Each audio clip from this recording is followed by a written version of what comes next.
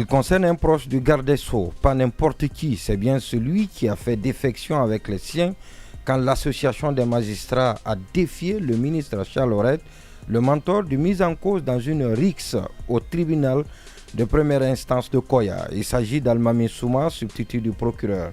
L'incident est sans précédent, il est aussi inédit. Pire, il déchaîne les passions. Difficile à cet effet de contenir sa colère et de cadenasser son indignation, surtout quand les faits sont amplifiés. Selon ce qui a été raconté, le procureur, près le tribunal de Koya, a boxé un avocat dans le prétoire pendant les plaidoiries jusqu'à ensanglanter celui-ci. Tel que cela a été rapporté, c'était la bavure de trop à laquelle il fallait réagir à la hauteur de sa gravité. Mais en réalité, après recoupement, les faits ont été pompeusement présentés. Les témoins de toute la scène rapportent que l'avocat aurait lui-même débordé d'agressions verbales du prétoire jusque dans le bureau du juge audiencier qui aurait tenté en vain de le calmer. Selon toujours les faits racontés par les mêmes témoins contactés par les journalistes, c'est au sortir de chez le juge audiencier que la bagarre a éclaté. Quand l'avocat a persisté dans sa violence verbale et comme si cela n'avait pas suffi, il aurait aussi bousculé le procureur qui est sorti de son gond pour réagir à la provocation de trop. Ainsi ont été décrits les faits sans exagération aucune.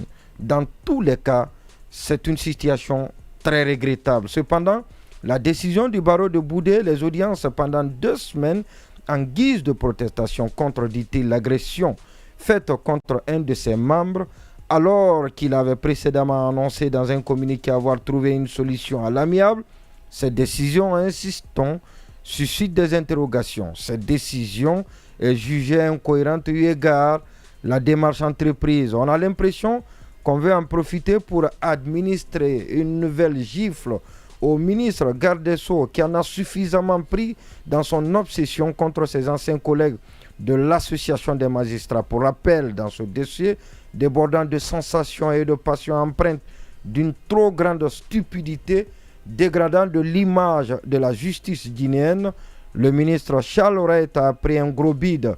Il a fini par se raviser sous contrainte. Cette fois, il n'a pas envie de rééditer l'aventure périlleuse avec les hommes en robe. Face aux avocats qui veulent surfer sur la pécadille pour enflammer le brasier, il se trouve un ministre de la Justice qui a fait sa mue, complètement métamorphosé, assagi, diront d'autres, avec la conscience qu'il faut refuser de se battre contre tout le monde. Je comprends les avocats. Tous les problèmes trouvent la solution par le dialogue autour de la table.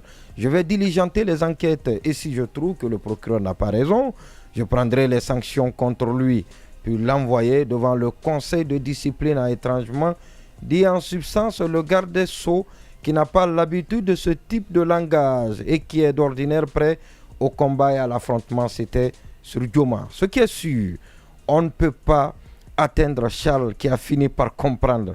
C'est plutôt le procureur qui est au bord du suicide et qui devrait forcément payer pour son soutien à un ministre détesté et méprisé, donc combattu.